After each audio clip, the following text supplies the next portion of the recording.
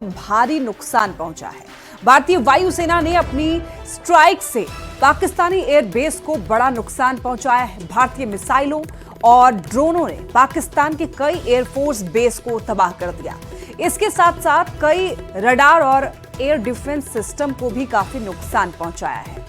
नई satellite image सामने आई है और इस इमेज से ये बिल्कुल साफ हो चुका है कि भोलारी, नूर खान, शहबाज और सुकूर एयरबेस को कितना ज्यादा नुकसान पहुंचा है। तो भारतीय सेना ने जो नुकसान पाकिस्तान को पहुंचाया है उसकी कुछ सैटेलाइट इमेज जो है वो जारी की गई है और उस इमेज को जब आप भी देखेंगे, देखिए इस इमेज को जब आप देखेंगे तो आपको समझ आएगा कि कितना नुकसान हुआ। देखिए पहले आप देखिए हमले के पहले की ये तस्वीर है और इसके बाद देखिए हमले के बाद की ये तस्वीर, जिसमें आप साफ तौर पर देख सकते हैं कि ये जो नुकसान हुआ है वो कितना भयानक है और इससे आप समझ सकते हैं कि भारतीय सेना क्या कुछ कर सकती है। ये सैटेलाइट इमेज हालांकि कितना भी पाकिस्तान की तरफ से उसको नकारा जाए लेकिन तस्वीर झूठ नहीं बोलती है। शहबाज एयरबेस की तस्वीर है जो आप देख रहे हैं। हमले के पहले की तस्वीर देख लीजिए और हमले के बाद की तस्वीर, फर्क आप साफ देख पाएंगे कि यहाँ पर नुकसान पहुंचा है। इसके बाद आपको दिखाएंगे, देखिए नूर खान एयरबेस की तस्वीर आपको दिखा रहे हैं। हमले के पहले और हमले के बाद की तस्वीर, ये साफ तौर पर दिख रहा है। तस्वीर झूठ नहीं बोलती है। पाकिस्तान भले ही कितना मना कर ले, कितना भी पाकिस्तान की तरफ से कहा जाए कि नुकसान नहीं पहुंचा है, भारत की तरफ से झूठे दावे किए जा रहे हैं, लेकिन ये दावे अब और भी ज्यादा पक्के और सच्चे साबित होते हैं जब ये इमेज सैटेलाइट की तरफ से जारी की गई है। अब इस इमेज को पूरी दुनिया देख रही है। अब ये देखिए भोलारी की तस्वीर है, यहाँ पर आप खुद देख पाएंगे कि यहाँ पर कितना नुकसान हुआ है। ये देखिए ये वाला जो एरिया है, यहाँ पर आप देखिए कि साफ तौर पर यहाँ जब मिसाइलें दागी गई तो कितना ज्यादा यहाँ पर नुकसान पहुंचा है। ये बिल्कुल अब पहले की तरह नहीं रहा है और ये बिल्कुल अब नॉर्मल नहीं है। यहाँ से ये जो एयरबेस तबाह हुआ है, यहाँ से उड़ानें अब नहीं भरी जा सकती। पाकिस्तान में ये जो सैटेलाइट तस्वीर आप देख रहे हैं, ये नूर खान एयरबेस की है जिसको तबाह कर दिया गया है। भारतीय सेना ने इसको तबाह किया है। तो ये कुछ तस्वीरें जो है वो सैटेलाइट की तरफ से जारी की गई हैं और ये तस्वीर ये बताने के लिए काफी है कि भारतीय सेना ने ऑपरेशन सिंदूर के तहत कितना नुकसान पाकिस्तान को पहुंचाया है। और इसके बाद देखिए ऑपरेशन सिंदूर की सफलता के बाद आज सुरक्षा से जुड़ी कैबिनेट कमेटी यानी कि सीसीएस की अहम बैठक होगी और पीएम मोदी की अध्यक्षता में सीसीएस की बैठक होगी। पहलगाम में हुए आतंकी हमले और उसका बदला लेने के लिए लॉन्च किए गए ऑपरेशन सिंदूर के तहत चल रहे सुरक्षा अभियानों की समीक्षा के लिए बैठक बुलाई गई है। इसके बाद देखिए केंद्रीय मंत्रिमंडल की भी बैठक होनी है। पाकिस्तान के साथ सीज फायर की घोषणा के बाद ये मोदी मंत्रिमंडल की पहली बैठक होने वाली है और ऑपरेशन सिंदूर अभी स्थगित जरूर किया गया है लेकिन ये समाप्त नहीं हुआ है और इसी पर आगे क्या रणनीति होने वाली है, क्या स्ट्रैटेजी होगी, अगर वापस से पाकिस्तान की तरफ से हमले होते हैं तो फिर उसका जवाब किस तरीके से देना है। बैठक में इन्हीं सब मुद्दों पर चर्चा होगी। देखिए ऑपरेशन सिंदूर से पाकिस्तान और उसकी पनाह में पड़ रहे आतंकियों को सबक सिखाने के बाद प्रधानमंत्री नरेंद्र मोदी मंगलवार को पंजाब में आदमपुर एयरबेस पहुंचे और जहां पर उन्होंने सेना के जवानों की हौसला अफजाई की। 24 घंटे के अंदर पीएम मोदी ने 2 बार देश को संबोधित भी किया और ये साफ कर दिया कि अब आतंकवाद और पीओके पर सीधे सीधे बात होगी, किसी भी तीसरे देश का दखल स्वीकार नहीं होगा।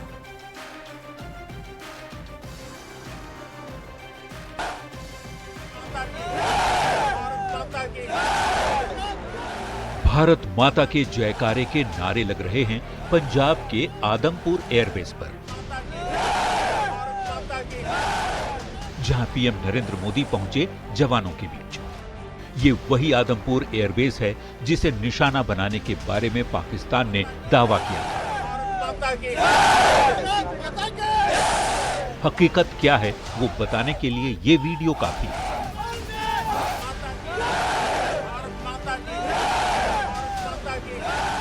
पीएम मोदी एयरबेस पर करीब 1 घंटे तक रहे। प्रधानमंत्री के पहुंचते ही जवानों का जोश हाई दिखा।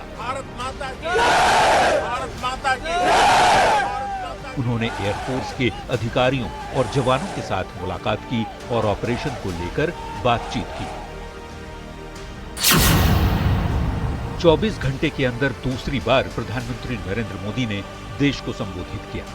पहले 12 मई रात के 8 बजे और फिर 13 मई को दोपहर 3:30 बजे। अपने दोनों ही संबोधन में पीएम मोदी ने साफ कर दिया कि भारत न्यूक्लियर अटैक की धमकी से नहीं डरने वाला। अगर भारत को कोई सैन्य कार्रवाई करनी हुई तो वो न्यूक्लियर अटैक की धमकी से पीछे नहीं हटेगा। कोई भी न्यूक्लियर ब्लैकमेल भारत नहीं सहेगा। पीएम ने ये भी कह दिया कि पाकिस्तान से अब आतंकवाद और पीओके पर सीधे बात होगी। किसी तीसरे देश का दखल स्वीकार नहीं होगा, न ही किसी मध्यस्थता के लिए भारत राजी होगा। पाकिस्तान की गुहार के बाद भारत ने सिर्फ अपनी सैन्य कार्रवाई को स्थगित किया है। दरअसल अब तक पाकिस्तान कश्मीर और आतंकवाद के मुद्दे को दूसरे देशों और अंतर्राष्ट्रीय मंचों पर उठाता रहा है। ऐसी खबरें आई थी कि ऑपरेशन सिंदूर के बाद बढ़े तनाव को लेकर पाकिस्तान ने अमेरिका और सऊदी अरब जैसे देशों से बात की। इसके बाद अमेरिका की मध्यस्थता में सीज फायर हुआ, लेकिन अब भारत ने साफ कर दिया है कि इन मुद्दों पर किसी मध्यस्थता के लिए वो तैयार नहीं है। पाकिस्तान ने फिर से आतंकी गतिविधि या सैन्य दुस्साहस दिखाया तो हम उसका मुंह तोड़ जवाब देंगे। इसके साथ ही पीएम मोदी ने ये भी बता दिया कि भारत ने हमलों को सिर्फ स्थगित किया है और आने वाले दिनों में इस बात पर नजर रहेगी कि पाकिस्तान क्या रवैया अपनाता है। पीएम ने भारत का रुख साफ कर दिया है, साथ ही पाकिस्तान को चेतावनी दे दी है कि किसी भी तरह की आतंकी गतिविधि बर्दाश्त नहीं की जाएगी और अगर कोई हिमाकत की जाती है तो जवाब सॉलिड मिलने वाला है, जैसा कि ऑपरेशन सिंदूर में देखने को मिला है। Bureau report, news 18।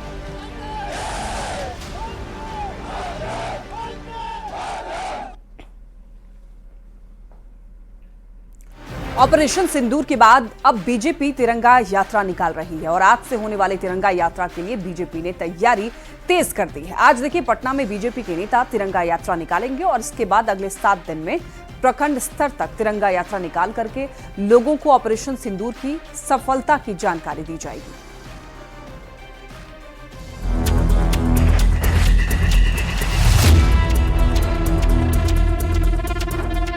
भारतीय सेना के शौर्य, साहस और पराक्रम को जन जन तक पहुंचाने के उद्देश्य से बीजेपी पूरे देश में तिरंगा यात्रा निकाल रही है। देश के कई राज्यों में तिरंगा यात्रा की शुरुआत आज से हो गई है, पर बिहार में तिरंगा यात्रा की शुरुआत 14 मई से होगी। इसके लिए बिहार बीजेपी ने बड़ी तैयारी कर रखी है। कार्रवाई किया है आतंकवादियों के ठिकाने को निस्नाबूद करके, आतंकवादियों को मार गिरा करके। तो इसके लिए सफल आयोजन जो हमारा हुआ है, इसके लिए आम जनता तिरंगा यात्रा निकालेगी और इसमें कोई किसी भी दल का झंडा नहीं रहेगा। ये तिरंगा रहेगा हमारा और तिरंगा ऊंचा रहे हमारा। विपक्ष के नेता भी सेना के पराक्रम को सलाम कर रहे हैं, पर तिरंगा यात्रा के जरिए ऑपरेशन सिंदूर का क्रेडिट लेने के लिए बीजेपी पर तंज कस रहे हैं। पूरे विपक्ष ने सरकार को समर्थन दिया, एकजुट होकर के इस लड़ाई में साथ रहे, लेकिन बीजेपी अब क्रेडिट लेना चाहती है। तिरंगा यात्रा के आड़ में सियासत कर रही है सेना के नाम पर। ये गलत है, सकारात्मक राजनीति करनी चाहिए।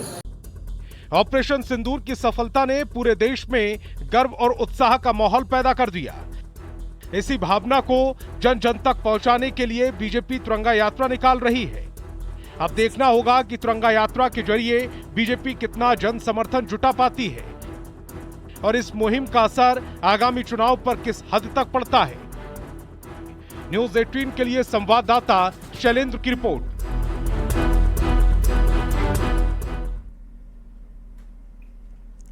तो देखिए 13 से लेकर के 23 मई तक बीजेपी की तिरंगा यात्रा होने वाली है। ऑपरेशन सिंदूर की सफलता के बाद यात्रा भारतीय जनता पार्टी की तरफ से निकाली जा रही है और देखिए सेना के शौर्य के सम्मान में तिरंगा यात्रा निकाली जाएगी। राष्ट्रभक्ति और तिरंगा के सम्मान में ये यात्रा होगी और पार्टी के शीर्ष नेतृत्व में तिरंगा यात्रा निकाली जाएगी। जन जन तक ऑपरेशन की जो जानकारी है, सफलता की कहानी है, वो पहुंचाई जाएगी। बीजेपी कार्यकर्ता और आम लोग भी इस तिरंगा यात्रा में शामिल होने वाले हैं। तो देखिए 13 से 23 तारीख तक निकाली जाएगी तिरंगा यात्रा और देखिए, बीजेपी देश भर में तिरंगा यात्रा निकाल रही है, तो ऐसे में ये जानना जरूरी है कि बीजेपी की तिरंगा यात्रा का मकसद क्या है। तो आइए इसको भी समझते हैं हम लोग। देखिए, तिरंगा यात्रा का मकसद ऑपरेशन सिंदूर की सफलता के बारे में लोगों को बताना है, सफलता की कहानी लोगों को सुनानी है और अचानक संघर्ष विराम के बाद तेज हुए दुष्प्रचार को रोकना दरअसल मकसद है। लड़ाई आतंकवाद के खिलाफ थी, लेकिन धारणा यह बन गई कि भारत पाकिस्तान के साथ युद्ध लड़ रहा है, जिसकी वजह से संघर्ष विराम की घोषणा से कुछ लोगों में निराशा आई और इस बात को साफ करते हुए ऑपरेशन सिंदूर की सफलता के बारे में लोगों को बताया जा रहा है। साथ ही ये बताया जा रहा है कि ऑपरेशन सिंदूर का मकसद सीमा पार आतंकवाद को कड़ा जवाब देना था। तिरंगा यात्रा में देखिए, लोगों को बताया जा रहा है कि ऑपरेशन सिंदूर में भारत की सेना को बड़ी सफलता मिली है। पाकिस्तान और पाक अधिकृत कश्मीर यानी कि पीओके में 100 से भी अधिक आतंकी मारे गए हैं। इसके साथ ही देखिए, लोगों को यह बताया जा रहा है कि ऑपरेशन सिंदूर के जरिए पाकिस्तान के हमले को करारा जवाब भी दिया गया। पाकिस्तान के कई एयरबेस तबाह कर दिए गए, जबकि भारत का एयर डिफेंस सिस्टम अवैध साबित हुआ। तिरंगा यात्रा के दौरान लोगों को यह बताया जा रहा है और आगे भी बताया जाएगा कि किसी भी आतंकी हमले का करारा जवाब दिया जाएगा। आतंकियों और उनके आकाओं के खिलाफ कार्रवाई होती रहेगी। तिरंगा यात्रा में बीजेपी के नेता आम लोगों को यह बता रहे हैं कि भारत ने पहलगाम का बदला लिया और आगे अगर आतंकी घटना हुई तो फिर से कार्रवाई की जाएगी। तो इस तरीके से आप ये समझ सकते हैं कि ये जो यात्रा निकाली जा रही है उसमें दरअसल मकसद क्या? मकसद यही है कि जो लोगों के मन में निराशा थी, इसका मकसद क्या था, ये लोगों को बताना है, सफलता की कहानी सुनानी है। चलिए बढ़ते हैं खबरों में आगे। मोतिहारी में पकड़े गए कुख्यात खालिस्तानी आतंकी कश्मीर सिंह उर्फ बलबीर सिंह को एनआईए की टीम ने 4 दिन के ट्रांजिट रिमांड पर दिल्ली ले गई है। खालिस्तानी आतंकी कश्मीर सिंह आपको बताते चलें कि यहाँ पर पहचान छिपाने के लिए कंधों पर कपड़े बेचने और गरीब मजदूर जैसा हुलिया बनाए रखता था, यानी कि फेरी वाला बन गया था। कंधों पर कपड़े लेकर के वो शहरों में कपड़ा बेचता था ताकि उसको कोई पहचान ना पाए। मोतिहारी पुलिस और एनआईए की टीम ने उसे मोती झील के पास से पकड़ा। ज्यादा जानकारी दे रहे हैं संवाददाता अवनीश कुमार सिंह। मोतिहारी से पकड़ाया गया कुख्यात खालिस्तानी आतंकवादी बलबीर सिंह उर्फ कश्मीर सिंह को इसी जगह से पकड़ा गया था। देखिए, जो तस्वीर आपको दिखा रहे हैं, इसी मोती झील के इलाके से जो एनआईए और जो नगर थाने की पुलिस है उसने पकड़ा था। और देखिए, ये इलाका जो है ना, जो मोती झील का इलाका है, यहीं पर लोग जो है कपड़ा बेचते हैं, फुटपाथ पे सामान बेचते हैं और काफी संख्या में लोग रहते हैं। और यहाँ पर जो है खालिस्तानी आतंकवादी ने अपना ठिकाना बनाया था। और जो जानकारी मिल रही है कि एनआईए के सूत्रों से जो जानकारी मिली है कि वो कपड़ा बेचने का काम करता था, जो कंधे पर घूम कर कपड़ा बेचता था और यहीं पर जो है वो आता था। परसों ही गिरफ्तारी कहा, कुछ पुलिस बहुत आया था क्या यहाँ पे? ना एगो पुलिस गाड़ी था और किसी को पकड़ के ले गया था। हाँ। आप लोग देखी थी कि कौन है पहचाने आप? ना, गाड़ी लाकर आई तुम देख लिए। अच्छा, तो पुलिस आया था यहीं पे? ये किधर उधर आया था, किधर आया था? कब समय क्या था? अरे इसी पर इतना स्पष्ट है कि यही इलाका है, ये मोती झील है, मोतिहारी के बीचों बीच ये मोती झील है। और यहीं पर जो है कश्मीर सिंह उर्फ बलबीर सिंह जो खालिस्तानी आतंकवादी है, जिस पर 10 लाख रुपए का इनाम था, एनआईए ने यहीं से उसको गिरफ्तार किया था। और वो कपड़ा बेचकर लोगों को धोखा देता था। लेकिन जो एनआईए के सूत्र थे उन्होंने पुख्ता जानकारी दिया और उसके बाद एनआईए की टीम ने बलबीर सिंह उर्फ कश्मीर सिंह को गिरफ्तार किया। अवनीश कुमार, न्यूज़ 18 मोतिहारी। पटना से बड़ी खबर, गुरुमुखी एक्सप्रेस पर पथराव हुआ है। चेन पुलिंग करके पथराव की वारदात। शराब की खेप उतारने के दौरान दरअसल पथराव का ये मामला सामने आ रहा है। पथराव में एसी बोगी के शीशे भी टूट गए हैं। आपको बता दें कि राजेंद्र नगर गुलजारबाग स्टेशन के बीच वारदात हुआ है और अज्ञात शराब तस्करों पर केस दर्ज किया गया है। पथराव में एसी बोगी के शीशे टूट गए हैं। यहाँ पर गुरुमुखी एक्सप्रेस पर पथराव, चेन पुलिंग कर पथराव की वारदात। शराब की खेप उतारने के दौरान दरअसल पथराव किया गया है। पटना से एक बड़ी खबर मिल रही है। एक युवक से 32 लाख रुपए की ठगी हुई है। मुंबई पुलिस का अधिकारी बनकर ठगी की गई है। सीबीआई का अधिकारी बनकर ठगी, मनी लॉन्ड्रिंग का केस करने की धमकी दी थी। साइबर थाने में यह मामला दर्ज हुआ है। देखिए, यहाँ पर साइबर ठगी का एक मामला सामने आया है, जहां पर सीबीआई का अधिकारी बनकर ठगी कर ली गई है। मनी लॉन्ड्रिंग के केस की धमकी दी गई और उसके बाद बता दें आपको ठगी की गई है एक युवक से। देखिए, इन दिनों साइबर अपराधी काफी ज्यादा सक्रिय हो गए हैं। अगर कोई आपको जज या फिर पुलिस बनकर फोन करता है तो घबराएं नहीं, साइबर थाने में शिकायत करें। और ये साइबर अपराधियों की चाल हो सकती है, किसी के बहकावे में ना आए और किसी भी अनजान लिंक पर क्लिक ना करें।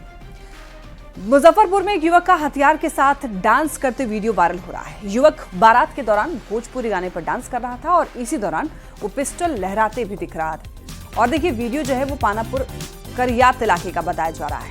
हालांकि न्यूज़ 18 इस वायरल वीडियो की पुष्टि नहीं करता है, लेकिन फिलहाल ग्रामीण एसपी ने वीडियो की जांच के आदेश दिए हैं। पुलिस के संज्ञान में आ गया है। हम लोगों ने करजा थाना और पानापुर करियात कांटी सबको हम लोगों ने आगाह कर दिया है और जैसे ही इन लोगों की पहचान होती है तो हम लोग आवश्यक कार्रवाई करेंगे। ड्यूटी के दौरान पुलिस वालों को मोबाइल चलाने पर रोक है और इसके बावजूद छपरा नगर थाने में तैनात एक महिला सिपाही का वीडियो सोशल मीडिया पर वायरल हो रहा है, जिसमें सिपाही जातिवाद गाने पर डायलॉग मार रही है। रील थानाध्यक्ष के कार्यालय में उनकी अनुपस्थिति में बनाई गई है। रील वायरल होने के बाद पुलिस महकमे में खलबली मच गई है। डीआईजी ने इस मामले की जांच के आदेश दिए हैं।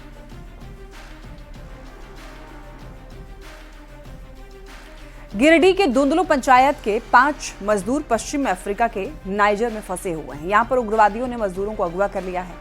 घटना के 15 दिन बीत गए हैं, लेकिन वहां की सरकार उग्रवादियों के चंगुल से मजदूरों को मुक्त नहीं करा पाई है। दांदलो के संजय महतो, चंद्रिका महतो, राजू महतो, फजीत महतो और मुंड्रो गांव के उत्तम महतो कमाने के लिए नाइजर गए थे।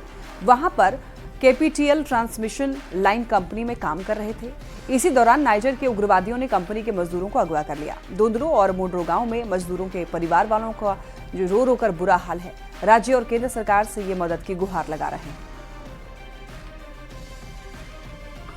2025-24 में गए थे। 1 साल हो गया। 1 साल हो गया। इस दौरान बातचीत भी हो रहा था फोन पर? ना, पहले फोन पर भी बात नहीं करते? पहले बात हो बोल। लास्ट कब की है बात? 25 तारीख अप्रैल। कैसे सूचना मिला कि अपहरण हो गया है? वहाँ साथी होकर हथिन वैसा बोलल थी।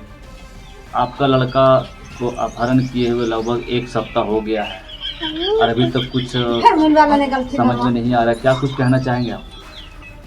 कहने चाहो ये हमर जिसने बेटा गए तिसने घर पहुँचे जाए। ये पहली बार काम करने गए विदेश या इससे पहले भी गए? अभी 3 बार हुए। ये तीसरा बार था? हाँ। अच्छा, क्या कुछ कहना चाहेंगे? सरकार से कुछ मांग? सरकार की मांग हम याद बेटा मांग वही सरकार क्या, हम कुछ नहीं मांगी सरकार की। 8 दिन लगभग हो गया। कुछ न्यूज आ रहा है? अभी तक कोई न्यूज नहीं। आप लोग किससे बातचीत कर रहे हैं? कौन सूचना दे रहा है आप लोगों को? सूचना दे रहा है जो उसके साथ में वहाँ जो है ना कंपनी में, हाँ। वही सब हल्का फुल्का सूचना देता है। अच्छा, कब दिया? लास्ट सूचना कब दिया आपको? जब से शुरू हुआ तब से सूचना दे रहा था। वो सब भाग के चल दिया था ना। अच्छा। तो सबके पकड़ जब हो गया तब से वो सूचना दे ही रहा है।